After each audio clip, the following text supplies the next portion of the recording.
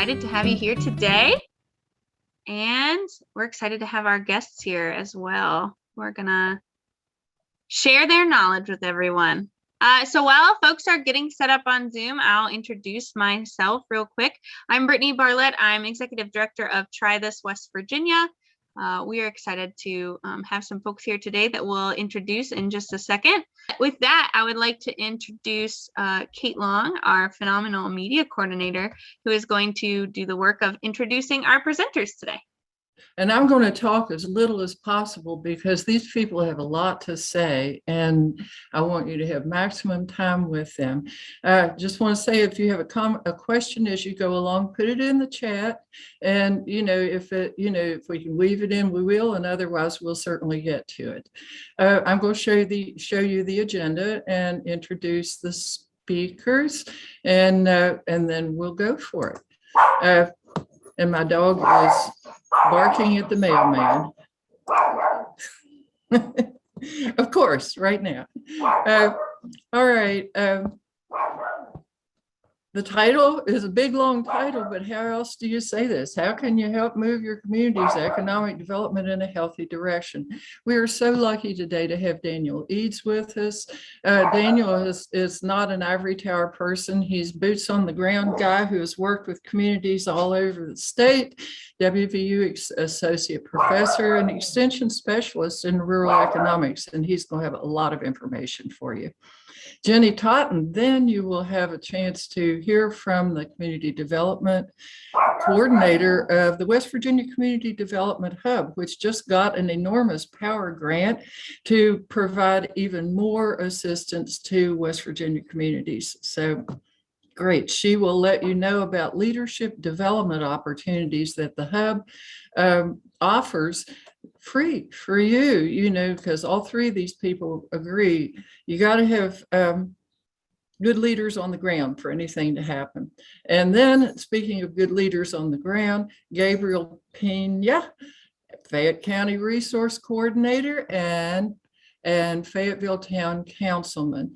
And Gabe is just no stranger. Talk about a boots on the ground. He's done it all. He has torn down dilapidated buildings, built earthworm farms, worked with kids, just done everything you can imagine, and started all kinds of great stuff for Fayette County. So we'll end with a kind of a one county perspective, and then we'll move to you. For your questions, your comments, and discussions. And one of the beauties of Facebook or Zoom is that it doesn't matter if you go over. So if we're having a good conversation, we'll just keep going. And with that, let me just introduce Daniel. And Daniel, unmute yourself and get ready to go because the floor is yours. Awesome. Thank you. I'll go ahead and share my slides. And Kate, thank you for that introduction. Extension is kind of an oddball, right? Like we're excited to be part of the university and to be able to bring those resources to the community. But like you said, we try not to be the ivory tower. We like to work right alongside people who are on the ground doing this work and bring our expertise, but also learn from you all and celebrate the good work that's being done there. All right, y'all seeing my slides? Yeah. All right, I got some head nods. Excellent, thank you. Yeah, so I am Daniel Eades. I'm the numbers guy on our team. That's how I like to start my storytelling, is using those numbers as the outline. The person that I work probably most closely with and who is really the expert on tourism development is Doug Arbogast. Unfortunately, Doug could not be with us. He's actually at a regional tourism meeting up in the Northern Panhandle for a group that we have going up there. So the work is happening as we speak. But I just wanted to kind of talk about, again, some of those numbers and trends that get us excited and that we like to use to promote the work that we're doing, and then also talk about the process that we use out in communities as well as part of our rural tourism design team. So the first thing I want to say is that while a lot of the numbers that I talk about are going to focus up here on this top left piece on the tourism aspect, it's important to remember that what we really want are the spillover effects from that, right? So increased visitation and increased visitor spending is great, but we want to be able to leverage that and attract new talent to the community, to attract new residents, to attract retirement income, to generate more taxes that the community can use to reinvest in the people that are there. And that includes investments that allow residents to recreate in the community as well, right? So as we're going through this, I think that's what I want you all to keep in mind. And I know that the other speakers, Jenny and Gabe, will be speaking to a lot of these pieces as well. So if we look at outdoor recreation specifically and how it's grown and changed over time, I love using this slide, especially with folks in extension, right? Because a lot of times when we think about what cooperative extension does, we think about things like agriculture. And when we think about rural places, maybe we think about agriculture, maybe not so much in West Virginia, but we probably do think about mining, right? And you can look here and see how outdoor recreation compares to some of these other traditional rural industries. So again, in 2016, we're looking at 4.2 million jobs there in outdoor recreation, and you can compare that to something like hospitals or even parts of our manufacturing sectors. And then if you jump over to the right side here on this slide and you look at the contribution of the industry, outdoor recreation, to gross domestic product in the US, you can see that it blows away a lot of these other rural activities like agriculture, like mining, like utilities, right? So I think this is a really strong sector for us to be investing in. We know what's happening in these other sectors, and I think there's a lot of promise here. It's also, again, a sector that's been growing. So you can look here, this is data from 2013 up to 2016 again, and you can see how outdoor recreation has been growing compared to the rest of the US economy. And again, how it compares to some of these other sectors that maybe are a little bit sexier from an economic development standpoint. But I think the story here is that even though it doesn't have the, I don't know, again, it's small and it happens in a lot of places, right? And it may not be a one-time big economic development contributor, right? But when we take it in aggregate, it really starts to add up. So we can look at West Virginia and the share of jobs that are in outdoor recreation. This is data from the BEA, again, Bureau of Economic Analysis. So about 3% of the jobs in West Virginia are tied directly to outdoor recreation. And you can see it's a little bit higher than some of the folks around us. Not a lot, but a little bit. But I do want you to think about how we compare to other rural outdoor recreation states, places like Vermont or Maine, or even North Carolina, right? And here's the value added impact. So value added is a fancy way of talking about income broadly. You can also think about it as a GDP measure, right? So it's income that workers are getting, it's income that businesses are generating, it's tax revenue, it's dividends and rents and all of those things. And here, this is where we start to notice how we're a little bit smaller than some of the other places again, right? So just under 2 for the state, again, fairly comparable to places like Virginia, Pennsylvania, Ohio, but again, much lower than Vermont, New Hampshire, Maine, and again, those rural tourism dependent states, also lower than places like Colorado and some of those aspirational places that we look to. And the other piece I want to emphasize here is that outdoor recreation is broad and covers a whole lot of different industry sectors, right? So you can see how it breaks down. So in West Virginia, these support industries are like retail trade, the arts and entertainment areas, accommodation and food services are important, but we do have areas around manufacturing, right? And other industries that are important. And I think these are the things, again, thinking back to that first slide about how do we leverage this? These are some of the maybe higher earning industries that we want to be emphasizing as part of this development process. Okay, so we've seen a lot of growth in outdoor recreation nationally, and we know that the same thing is happening here in West Virginia. If we look at how tourism spending has grown, that first column there on the left, you can see from 2,450 million in 2000 up to 4,554 million in 2018. And we're seeing the same trends as it relates to employment and earnings and also tax revenue. So that's really great. All right.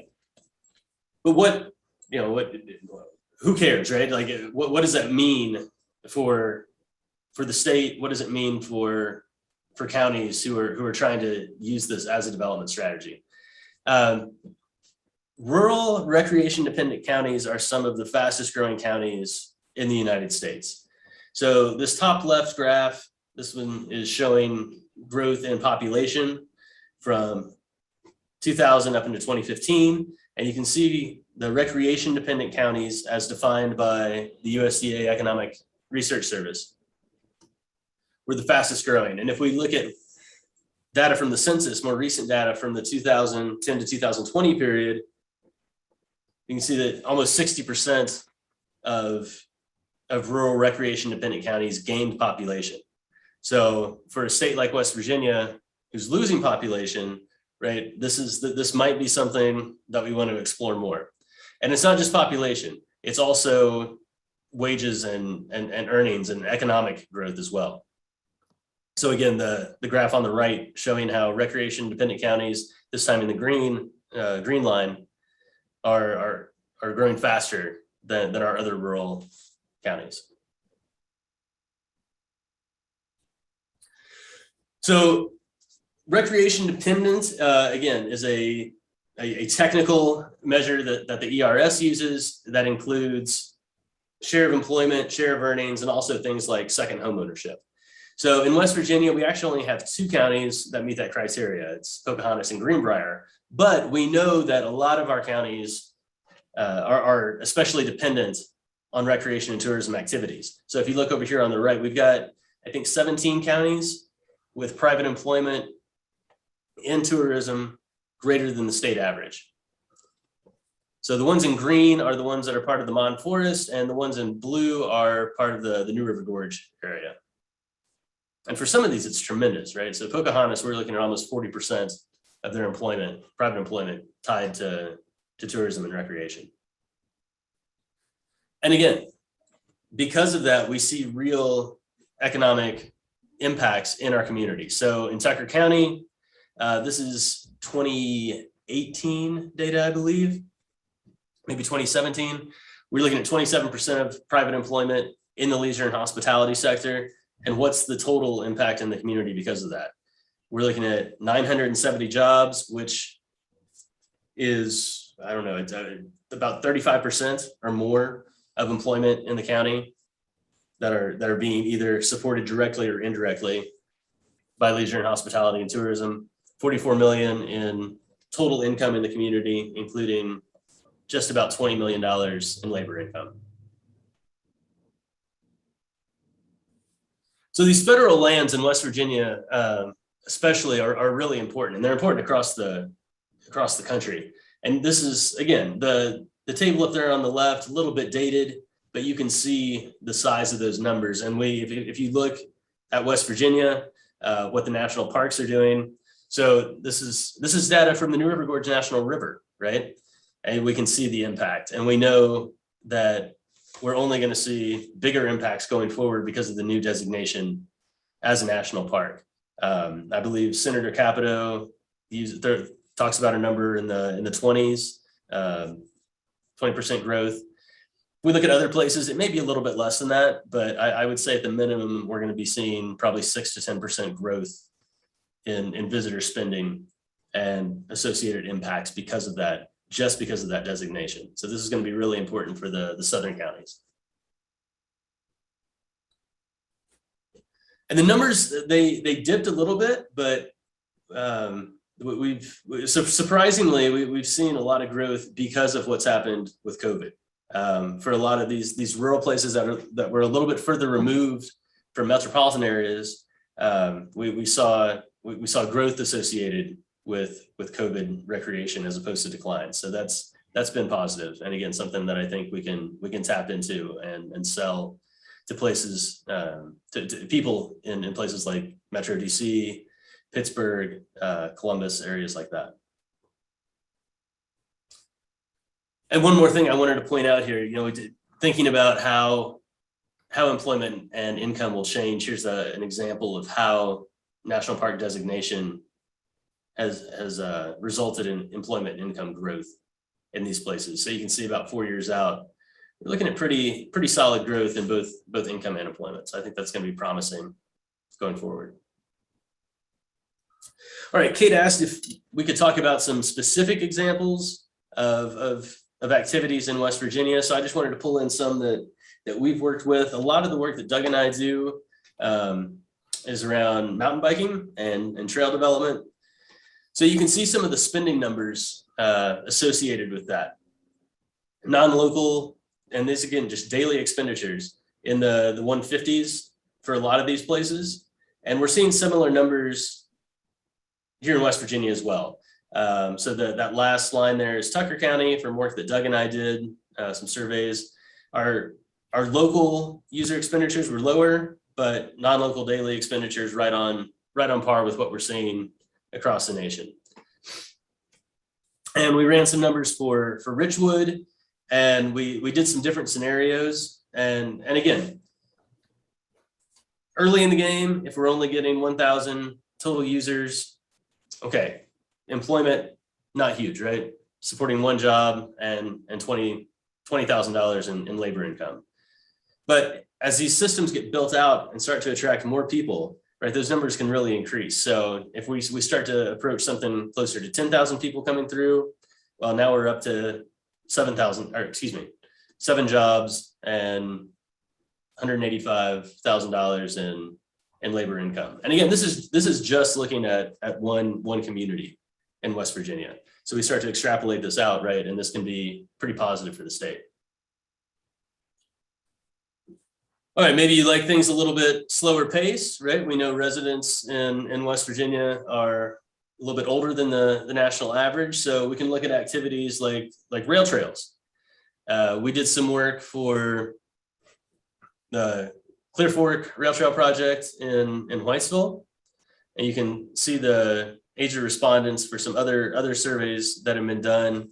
And then here are the economic impacts that we projected for just 1,000 users right at the start here, right? And again, the numbers aren't huge, but if you look at the text below it, what happens as these things start to build out and we start to bring in more people. So the Virginia Creeper Trail was kind of their aspirational trail that they were looking at. And again, if we can get just 1/4 of the people that are using that trail, we're looking at 10,000 users and $123,000 in labor income. And again, I realize that Hatfield McCoy is it's motorized. We're talking about bigger spending impacts, but I want to just remind everybody again, this is a long game, right? These investments, they take time, and I don't know. I mean, honestly, I'm 40, and 20 years has gone by fast, right? And as we get older, that only increases. So I think this looking at the change in these impacts for something like the Hatfield McCoy Trail System over a 20-year period, we're looking at jobs nearly doubling. But I think what's more impressive is we're looking at a 4-fold increase in labor income, right? The wages, labor income, again, these are the wages that people are bringing home and the income that business owners are generating, right? This is the number that I think really matters. And I think it's impressive to see the growth that's been able to happen in these sectors. So this is I realize it's a little wordy here, but this is the challenge that we're facing in trying to make these things come to life in West Virginia. This is a report that came out in February this year from the ARC, and we know there's a ton of potential here, but how can we help our rural communities take advantage of it? We know we've got capacity constraints. We've got issues around diversity. We've got issues around land use. So part of the work that our rural tourism design team does is try to help communities craft their own solutions to these problems. So our kind of flagship area, this is the one where we really rolled things out, is in the Mon National Forest, building off work that we had done in Tucker County. So the Mon Forest Towns project is 10 communities across the 8 counties that are in the Mon National Forest. And these are the things that we're trying to emphasize. And I didn't change the order of these. Okay, this is how they came out. That first one is community health and wellness, right? That's something that we think is important. Again, we want visitors, we want tourism dollars, but we want it to benefit the people that are there, right? So community health and wellness, business and entrepreneurship, branding and marketing, sustainable recreation development, and then workforce development. Those are the 5 pieces that we're emphasizing. All right, so here's some ivory tower language for you. The transdisciplinary partners.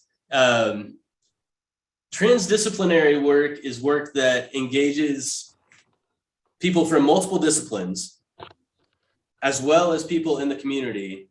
And what separates it from just multidisciplinary work is that we're not working next to each other. We're really trying to integrate the work and build off one another and kind of scaffold our outputs. So you can see the folks that are involved here. And again, Extension is leading this work, but it's work that can't be done without the activities from all these other groups. So some of the things that we're doing asset mapping with the communities. And this is a really great exercise because not only are we talking to them about what are the things that you want to share and showcase in your community, we're also talking about the things that don't make it on the map, right? What are the sacred spaces in your community that maybe you don't want to share? And those discussions can be really, really powerful. Here's some of the branding efforts that have come out of it. If you've driven through the Mon National Forest recently, you may have seen some of these. I was camping down in Greenbrier County and drove through Richwood and got to see a couple of these. So these, again, these grew out of efforts that engaged Fox in graphic design, her students, and then the people living and working in the communities. We have built design elements that Peter Butler leads with the landscape architecture program. So you can see students here talking with residents about how they want to use these spaces and what they could look like.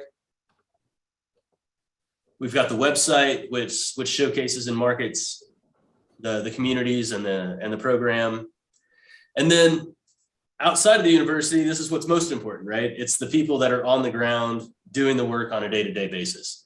So the board for the Mon Forest Towns partnership is led and driven by people in the communities that we're working with. And then we also rely on external partners to get these things done. So we've got a lot of CDFI financing, advising and technical assistance on the business side of things. That's an area where we don't have capacity. So working with Woodlands, working with the Natural Capital Investment Fund to help some of these businesses. And you can see the impacts over here. $1.6 million in loans, which is very impressive. And 102 jobs created and retained in these counties because of this work. And then we also rely on groups like the Hub to help us with the capacity building efforts. That's an area that we know, again, that our communities need help in. It's an area that we don't feel that we're equipped to do. So we partner with programs like the Hubcap program in order to help residents develop those skills around engagement and the cultural pieces that are important in leading and guiding these efforts. And I won't talk too much about these because I know Jenny will be speaking about some of this. Jenny's in McDowell County, and she wanted me to warn you that she may go in and out because the internet is in need of improvement down there. Thank you so much, Daniel. That was great. I want to add a statistic that that I found in my reporter days. Back in 2012, the legislature hired this guy, Dr. Ken Thorpe from Emory University, to come up here and analyze the Medicaid budget. And what he found, the one statistic that totally stuck in my head, was that 7 out of 10 Medicaid dollars were being spent to treat diseases that could be prevented by, guess what? Physical activity and healthier diet. And so he made the point then that if you have lower chronic disease and healthy workforce and health that you're going to have less drain on the budget and more money available for healthy projects. Now we know that also that has an impact on substance abuse. So while we're, combined with the proactive work that Daniel and others are doing, there's also the savings side that says, when you have a healthier population, you're going to have more money available for the things you want to do. So Jenny, tell us what the Hub is offering, the considerable programs that the Hub is offering for everybody.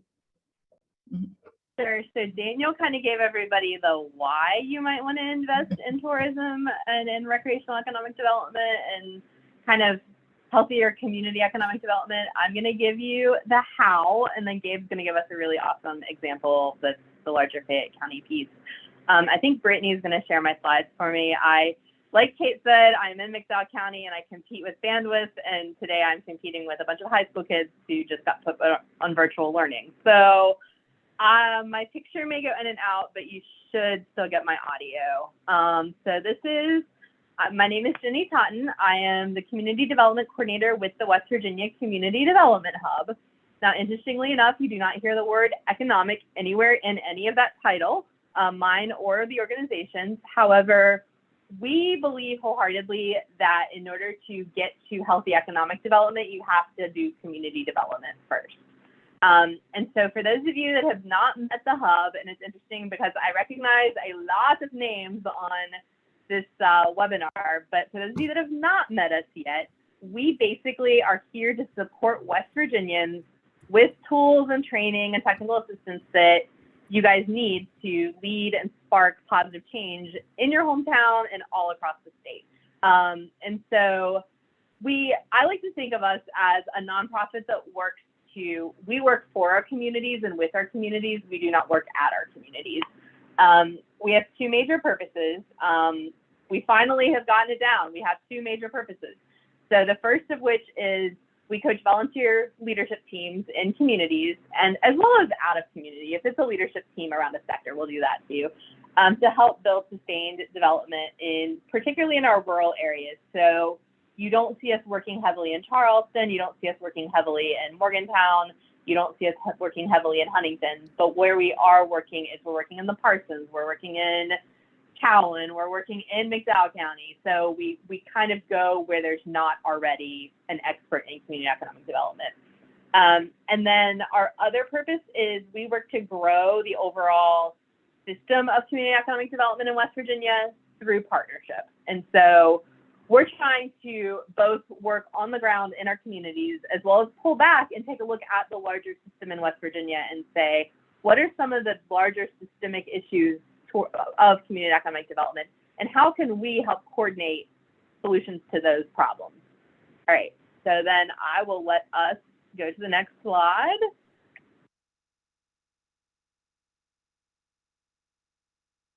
There's just some really pretty pictures. So this is sort of just a slide to show you like where all we have been. Like we work in community, we work with groups at networking events, and then we work to kind of do outdoor rec, and then we also work to do placemaking and community arts. So next slide. Basically what I'm doing is giving you an overview of the Hub and what we do in our coaching programs, and then some examples from our coaching programs.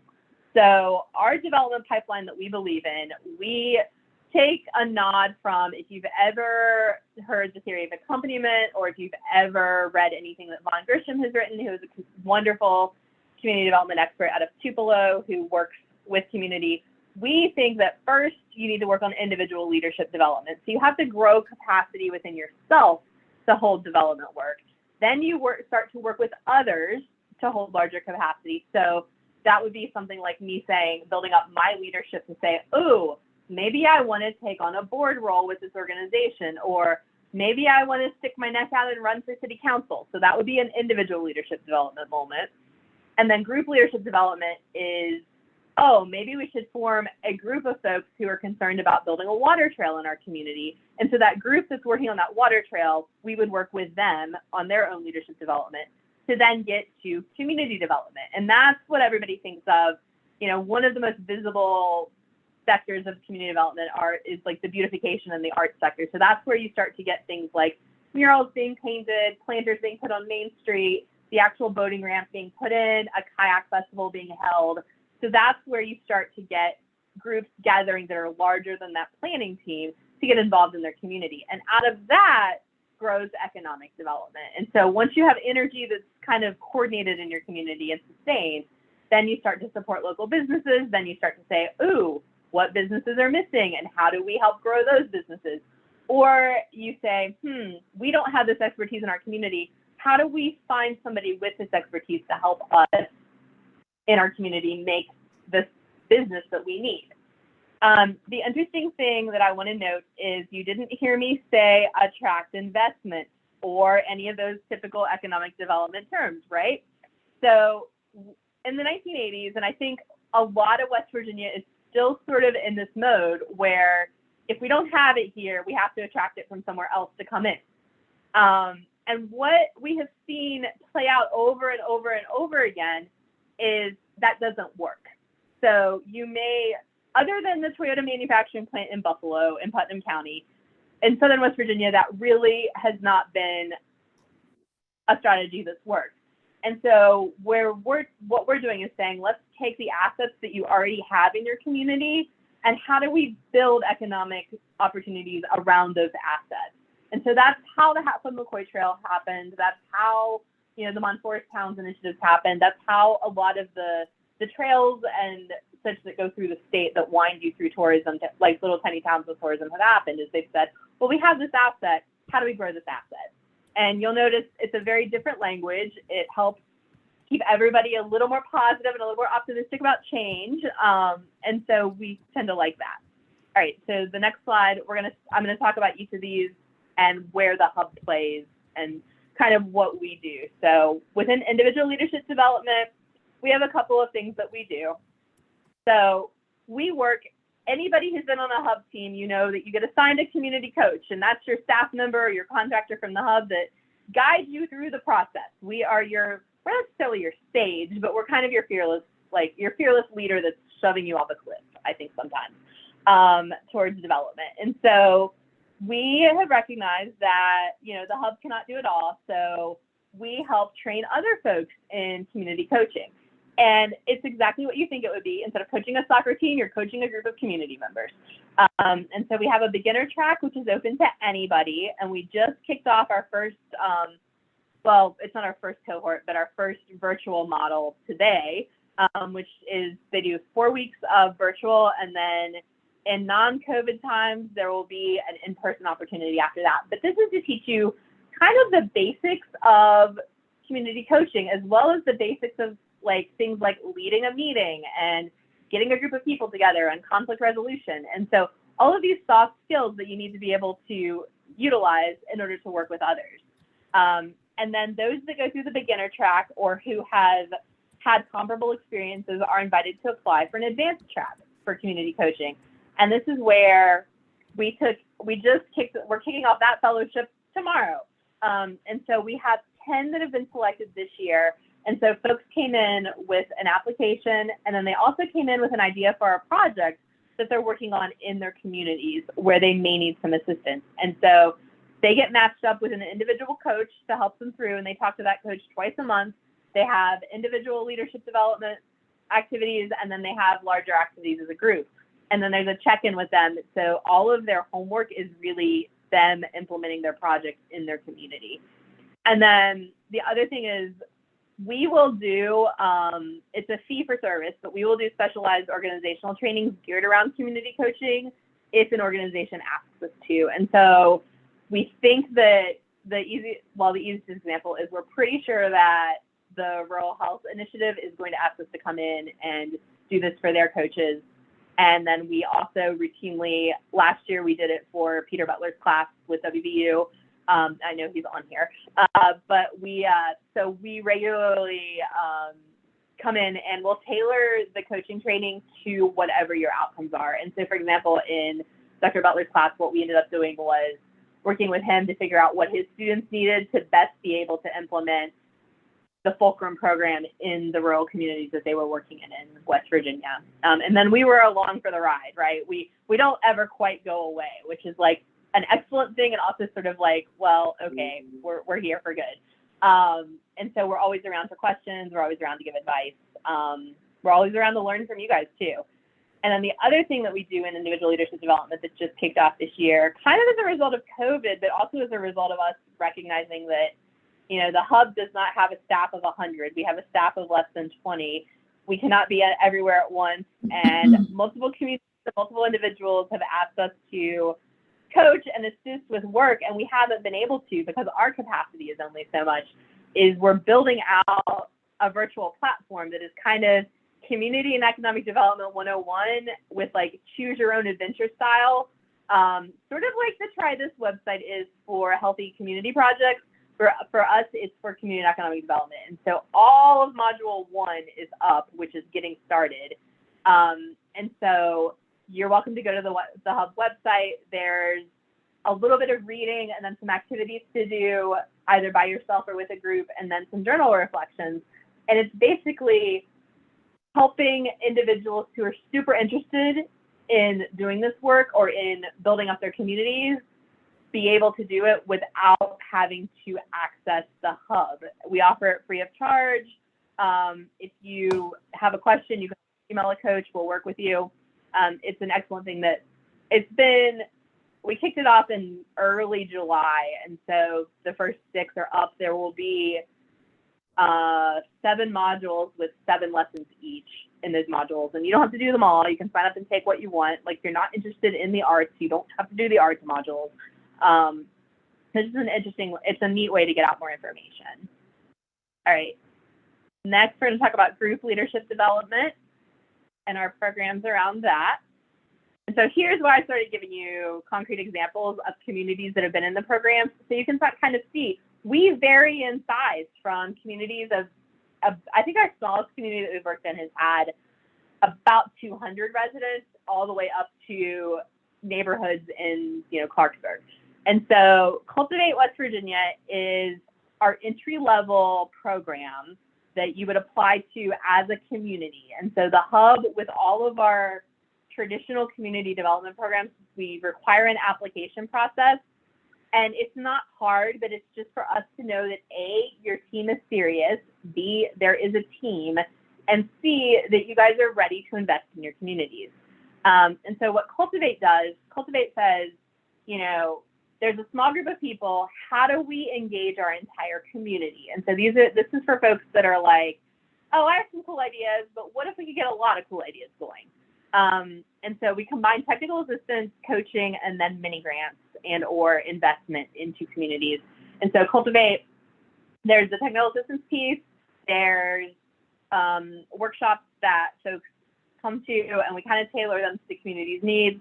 And then we challenge in the span of, it's about a 9 to 12 month program. In the span of that, we ask for up to 20 projects per community to be completed. And so that sounds crazy, right? What that does is it forces that very small leadership team to say, we can't do this by ourselves. And so they go out and recruit other folks to be involved. And these are not large scale projects. They're $2,000 or less. However, those little $2,000 projects, particularly in the most recent iteration, which has been the Montgomery Smithers iteration, Smithers started with $2,000 for a sign and then managed to leverage an additional $30,000 to get this incredibly beautiful welcome sign that will live on for many, many years within their community. And so they do projects like a community garden. They'll do First Friday events or farmers markets, murals, your traditional like low-hanging fruit community development projects. But the whole goal here is what happens if I can do a whole lot of things in a small amount of time in my community and leverage that energy, and how does that affect my community? And so those are the 4 communities that have gone through Cultivate so far. This is our youngest program, except for the one that just got funded. So you'll see Cowan in Webster County, Moorfield up in Hardy County, and then Montgomery Smithers, both in like the Kanawha Fayette area, have participated. And so, and all 4 have done very different things with those mini grants. I would challenge, if you're in the Moorfield area, go check out the chicken art and the chicken statue art, nod to their processing facility. Montgomery Smithers is a beautiful mural in Montgomery now. Smithers has a number of planters as well as a community garden behind the Gateway Center. So there's, and Cowan basically redid its whole baseball field. So Cowan, I think, is like the center of Little League Baseball for West Virginia, it feels like. And so I would challenge you guys to go and check it out and just see what Cultivate's been able to do. All right, so our next layer of development. These are what I think of as our traditional community development programs. And you'll see communities often start in one program with the hub and just bounce to the next program. Sometimes it's a linear process, sometimes it's not, and it's okay, right? We're sort of here to kind of navigate and help communities figure out where they fit best. So our Blueprint program is in conjunction with Federal Home Loan Bank. We are, however, trying to pull the things that are best learned out of Blueprint into our own program that we kind of package ourselves. So this program is for communities that have had some success with projects. So I would think if you've gone through Cultivate, your next step is Blueprint. You've had some success with projects. Now you need some help tying them all together and figuring out what's next. And so Blueprint, yes, Agnes, I totally put Lewis County number 1. So Blueprint takes 6 to 8 communities in its program and goes through technical assistance. So you have group education points. You go through technical assistance to get a plan for what you want to do next. And so that's why it's called Blueprint. Don't think of it as like a comp plan. It's not a comprehensive plan. It's not like that traditional legal document that counties and cities tend to have on their shelves. This is a plan for executing community development projects in your area. And so it teaches you, here's how we get together, here's how we generate ideas, here's how we prioritize those ideas, and here's how we start to figure out funding mechanisms for these ideas. So communities are left with their plan or their blueprint, and then for a number of years after, they receive funding support. Particularly, most communities use it to employ a person part-time, but they receive funding support to help in executing that plan. And so Lewis County is an entire county that participated. The Monticello neighborhood in Clarksburg participated most recently. And then Parsons has also participated. So we have about 20 communities total that have participated in Blueprint. These are just 3 of the more successful, most recent ones. If you get a chance to go to our website, we have a number of videos up with our Gates Foundation work, and Monticello's community is actually highlighted in one of those videos, and they're beautiful videos, so you may want to go check it out. Hubcap, Daniel nodded to this at the end of his presentation. So Hubcap is the Hub's Communities of Achievement program. This is our longest running program. It was around before the Hub was around. That's what I will say. This round of Hubcap that we are in right now is number 4. And so it's an 18-month officially now. In the past, it's been 24 to 36 months. It's an 18-month program that takes communities very quickly through. It's a big part of the Hub process is we like to put a little bit of pressure on you to make decisions quickly because that's how the real world works. And so it takes you very quickly through processes that help you identify not necessarily a single sector, but like a single direction for your team to go in. And so we're working, for example, in all the Montfort towns in iteration number 4. And so they're all in this recreation tourism sector. In the past, so when Princeton went through they said, ooh, we want to really support our arts sector. When McDowell County went through, they said, ooh, we really want to support our healthcare sector. And so it takes you through, you choose kind of a singular focus area, and then you work to build up the resources around that focus area.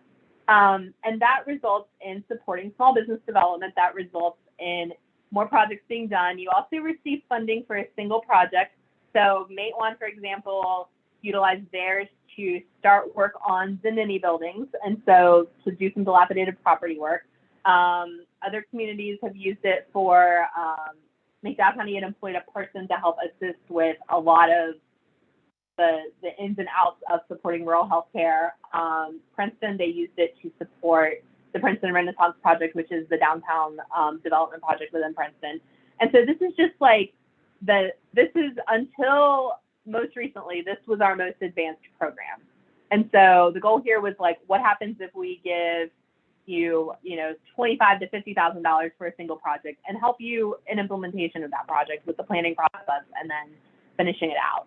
I will say our next layer of programming, which I don't have a slide for, because when I made these slides, it was not public knowledge. The hub has received power funding along with a number of other partners, one of which is WVU, another is Partners in Community Capital, which is formerly Natural Capital Investment Fund, and Woodlands Development Group, to work within 8 communities in the Mon Forest region. So several of those communities that are already in hubcap, what's next? And so how do we further support the recreation and economic development with these communities? And so we received funding. It's called Downtown Appalachia, Revitalizing Recreational Economies. And so I will be interested to see, I'm really excited for this program in particular, because now we will have groups that have gone through 4 to 5 hub processes. And it's like, okay, they still need a little bit of capacity because they have not been able to hire in a person or have a person dedicated to leading the charge. And so it's, okay, here's our next layer of leadership development. All right, we're working to help you guys become more autonomous, and you also still need support. And so how do we continue to give you that support? And that's one of the cool things that the hub is usually able to do. It's not always like instant, but usually if we see that something needs to happen, we can start to work on helping to solve some of those issues. All right, this is me. If you need anything, email me. You can ask questions below. That's our website. That's kind of the map to everything that we do. That's great. Let's see. We're going to go now, and I want to say that we're going to probably go to about 12:15, and so if you want to have questions and you'd like to ask questions to any of these people, stay on. So we're going now to Gabe Pena, and Gabe is just the perfect example of a great boots on the ground person in an individual county, and he will sort of give you a feeling of how all of this that you've heard so far plays out in Fayette County. Good morning. How's everybody doing? Can everybody see my screen okay? Excellent.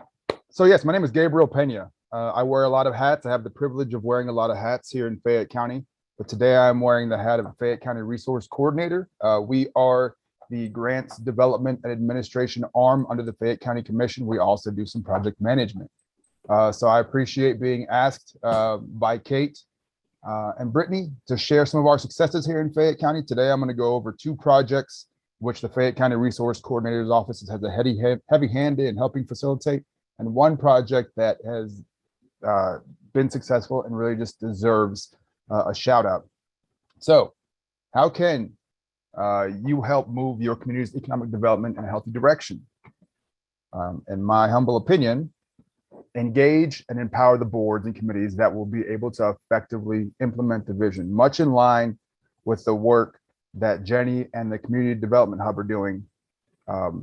We need to empower those boards and committees that are assigned through county commissions, town councils, the state legislature, with duties and authorities to move community and economic development forward. So what that's looked like in Fayette County, I'm going to start with the recreational asset development, single track trails. I think Daniel has seen this quote before somewhere, but according to a recent study by the West Virginia University Extension Service, mountain bike tourists in West Virginia spend an average of $143 per day, totaling roughly $387 per trip. So in Fayette County, we are aware of our recreation assets, and we, I would say the community in general, the mountain biking community, saw opportunities to develop more trails to bring more people here and get them staying and spending more time in the New River Gorge region.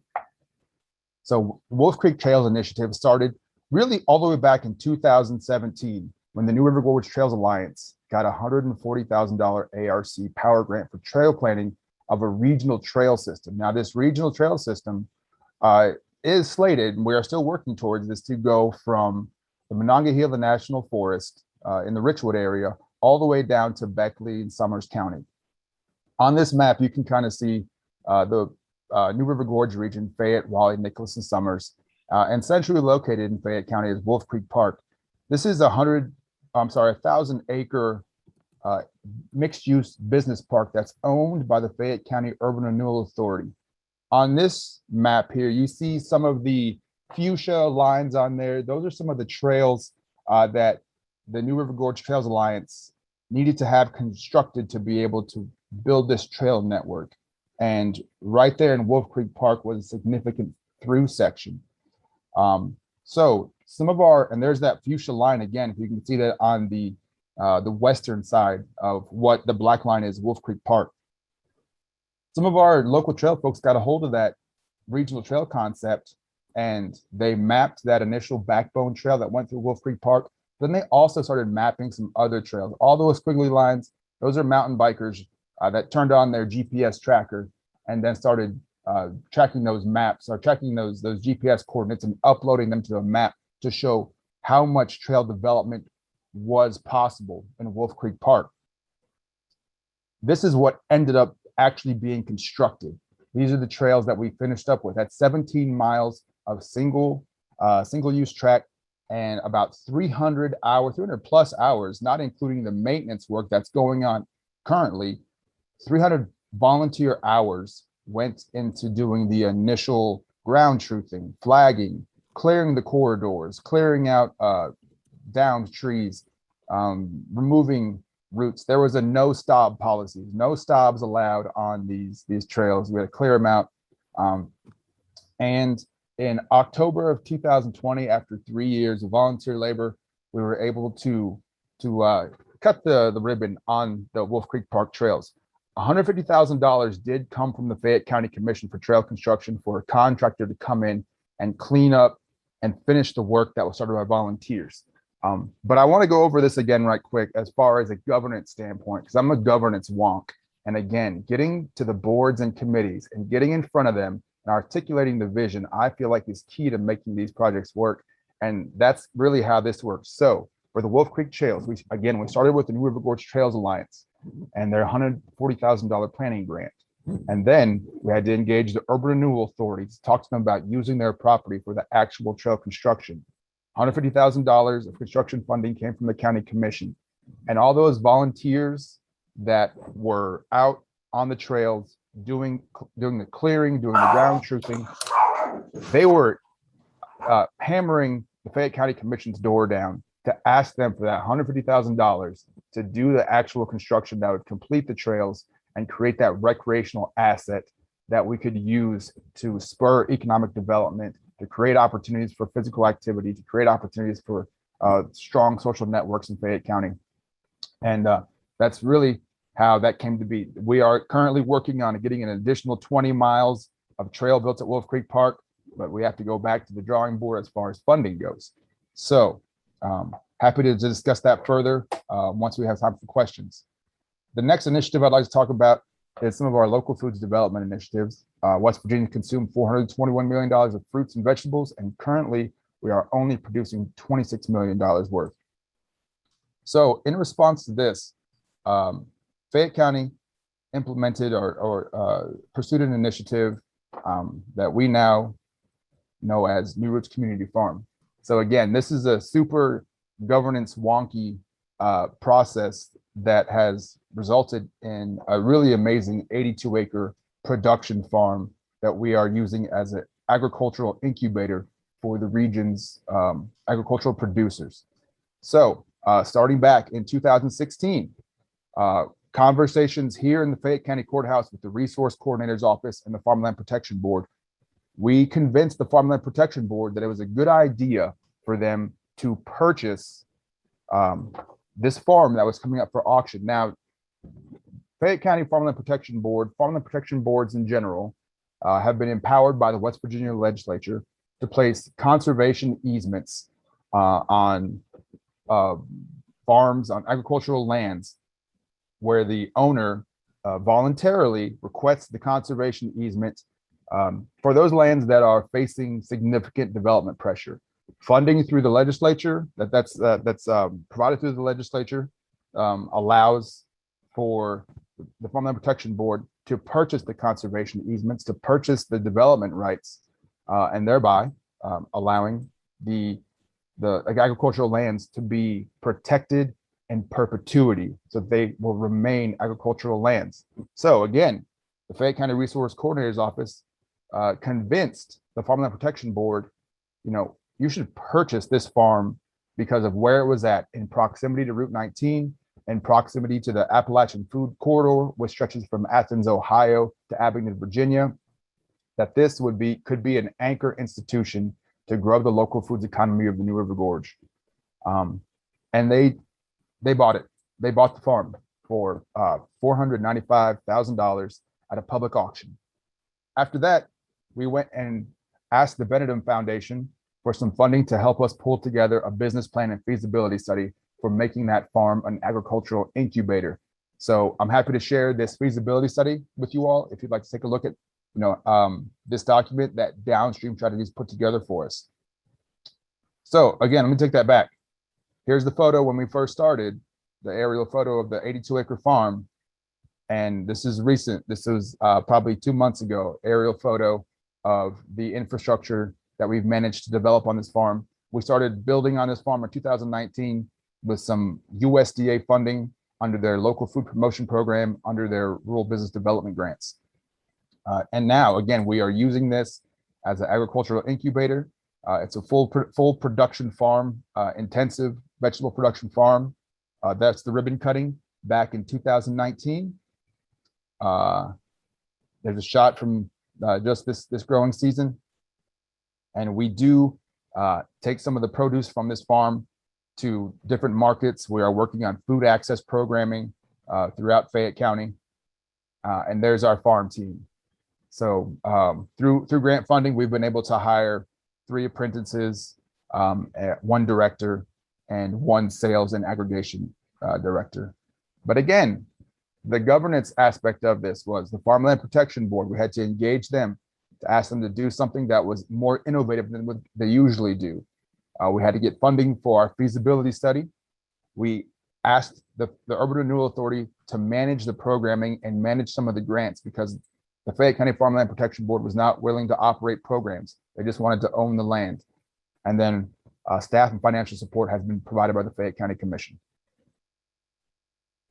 The last project I'll discuss is some of our substance abuse prevention initiatives. And I think we have some folks from Adventure Fayette County on the call today. But I think there's we no need to justify why we would do something like this in Fayette County. Adventure Fayette County is a project that seeks to get children young. It's a prevention initiative that seeks to get our Fayette County youth engaged in productive activities and to keep them away, to prevent them from destructive habits and substance abuse. So this came from the Fayette County Prevention Coalition, which is part of the Substance Abuse Task Force. And the Substance Abuse Task Force is housed under New River Health Association, a federally qualified health center that serves Fayette, Raleigh, and Nicholas counties. The Substance Abuse Task Force works on prevention, intervention, treatment, and recovery. But the most active, I would say, of those committees is the prevention, the Fayette Prevention Coalition. So they started Project Adventure back in 2019 got 900 fourth and fifth grade students to come to Fayette County Park to be engaged in anything we had to offer as far as mountain bike riding, disc golf, stand-up paddleboard, kayak, rafting. Tried to get them engaged in all the activities that we have to offer here in Fayette County. So 2019, that project went well. Of course, 2020 hit. We had to refigure how to work that. But in the meantime, the Fayette County Health Department partnered with the Prevention Coalition and the West Virginia Prevention Research Center to get funding from the CDC to implement the Integrated Community Engagement Collaborative, the ICE Collaborative, which again seeks to get our youth engaged in productive activities to prevent them from falling into destructive habits and substance abuse. And so since then, we've had more capacity. I say we, but the Prevention Coalition has had more capacity, has had a director to be able to implement Adventure Fayette County. So here's a nice infographic about all the folks that are engaged in making Adventure Fayette County happen. So we have the ICE Collaborative, the Fayette County Family Resource Network, and the Fayette Prevention Coalition, all working behind the scenes to make Adventure Fayette County work and to engage community partners, community volunteers, the Fayette County Board of Education, Active Southern West Virginia, all the groups that are all interested in keeping our youth engaged in positive behaviors. So this year, again, we had to rethink what Adventure Fayette County looked like. And so instead of having all of our students come to one location, the Adventure Fayette County team started taking their show on the road and going to different locations where they could provide free activities throughout the county. So in Smithers and Montgomery and Anstead and Fayetteville, Oak Hill, food was provided. And it was, I think they had some really good engagement and some really good feedback. So here's what it looked like in Fayette County in 2019. Some of our kids out there enjoying some of the natural resources we have in Fayette County. I think that's this year from the road show, the Adventure Days 2021. And this is the passport that Adventure Fayette County put together, allowing kids to take this passport and go to different places where they could learn about activities, opportunities in Fayette County. One location on the Adventure Passport is New Roots Community Farm, where they can go over there and learn more about production farming. So yes, adventure awaits. And again, to go over some of these groups that are engaged in this, New River Health Association and the Substance Abuse Prevention Task Force, the Fayette County Prevention Coalition, the Fayette County Family Resource Network, Fayette County Health Department, West Virginia Prevention Research Center, to make the ICE Collaborative happen. Again, I'm a governance wonk. I'm really interested in working with different groups that have all of the different resources, authorities, powers to be able to move things forward, like the Urban Renewal Authority, like the Farmland Protection Board, like New River Health Association. And I think we've been able to align some of these partners to make some good things happen in Fayette County. I'm happy to answer any questions now, or if you have any questions you'd like to further discuss or projects you'd like to further discuss, my contact information is on the screen there. That was great, Gabe. Thanks so much. Gabe is talking about the collaboration that is key, isn't it? You know, for all those groups to be working together rather than working individually. All three of our speakers have given us great ammo for, as Gabe said, getting in front of boards and commissions and articulating the vision. They might go right along with your idea like they did for New Roots, but they might not have thought about it if Gabe and the others hadn't articulated the vision for them, gone and said, okay, we ought to do this. So let's open the floor now for those of you who are able to stay. Now's the time for you to speak up and ask questions or add comments, you know, if you want to tell what's going on in your community. Floor is yours. I think I just want to commend everyone for all the great work they're doing. I know I've spoken to Gabe back in the couple months ago. You know, Jessica and everyone that's on here, Danny comes in this committee meeting we have with DHHR and folks, and we're that idea of trying to connect the dots and build that collaboration, we're really trying to collect all these different stories that are happening throughout the communities that the hub and everyone is working so hard on. I'm working on a project that Jessica Wright is on here, started, and Michael, I think he's still on here, is involved, called Healthy People, Healthy Places. And Fayetteville got gold last year, I think gold, but I talked to Danny about it. We're really just trying to build some tools that, all of us as community builders can use to convince our city councils and county commissions and legislators to fund this work, because it's not just one thing. It helps the health of the people, but it also drives economic opportunity. So I would just call and a plea to sort of help me figure out how to collect all these stories, and so that y'all can share them back out to folks. So I just want to congratulate all of you for all the hard work you're doing and pulling this data together so we can have a shared set of resources to make our case. Thank you so much. That's from the DHHR, the Bureau for Public Health. Would you put your email in the chat? Okay, anybody else? Yes, hi.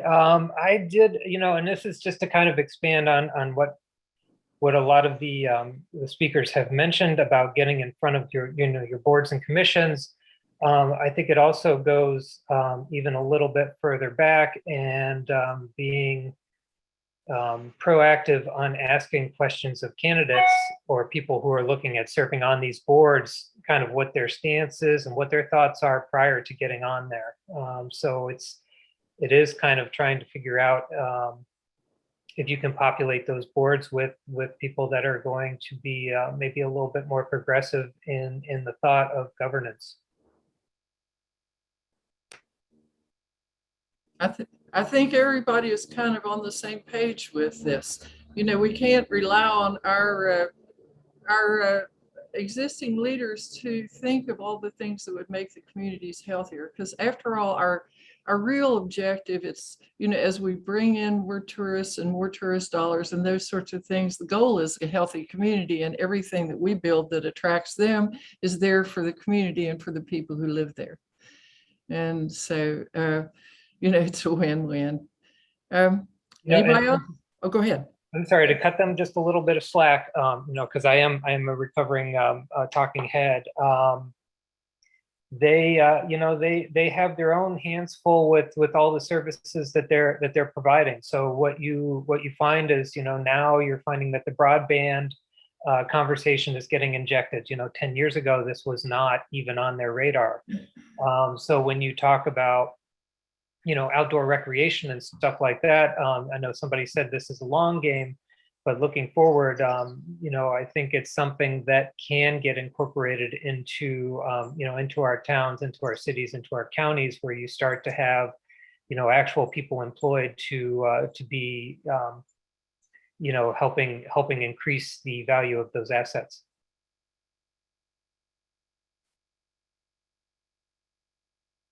Absolutely. Can I just make a quick comment and introduction? Please.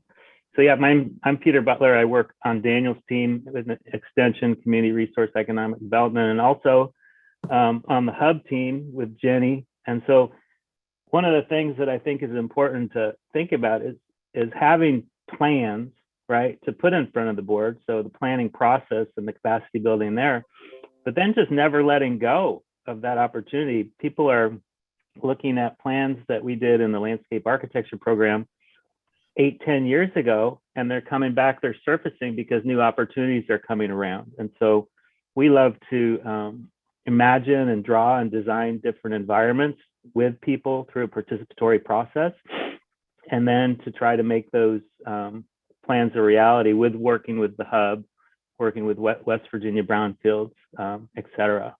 So I just wanted to reinforce sort of the long view of, the trail in Fayette County. We were in touch with, I think, Andy down there probably 10 years ago, and now it's actually becoming a reality. Really powerful stories.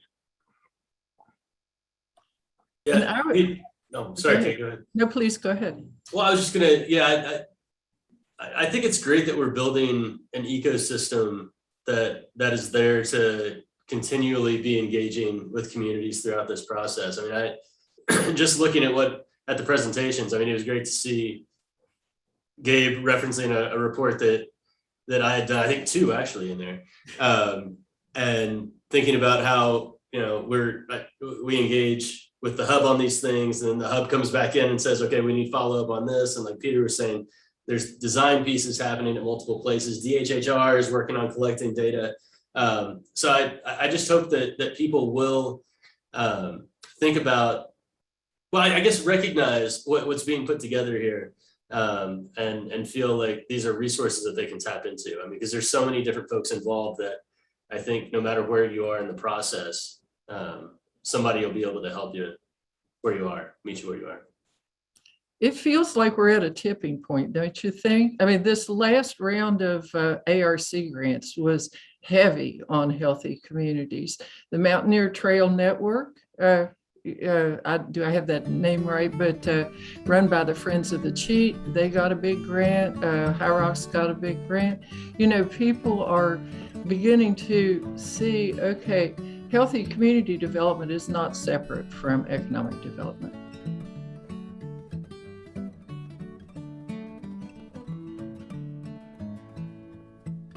Anyone else? Final words? Thank you all so much. These 3 excellent presenters, you know, as we said, we will have the YouTube video available for you within a week. And right now it's on the Facebook Live with unformatted. And thank you again. Have a great day. I'll hand it back over to Brittney. Yes, this has been phenomenal. I am like a numbers nerd, so some of this information has really been, I really enjoy learning all the details of everything. But I think like what I took out of this is that you don't necessarily have to be someone to, you know, people think they have to have a title in their name to make a difference in their community, but that's something that Try This always tries to remind people. You don't need that. You just need to have an idea and a passion and find folks around you who want to help you. And that don't feel like you have to have a finished idea. Other people want to help you build something too. So all these folks on this call here, for example, would love to talk to you about ideas that you have and help you build something. So yes, thank you so much for being here. Kate, thanks for making this possible. Thanks to our presenters. And I hope everybody has a fantastic rest of your day and that we hear from you soon. So see you later.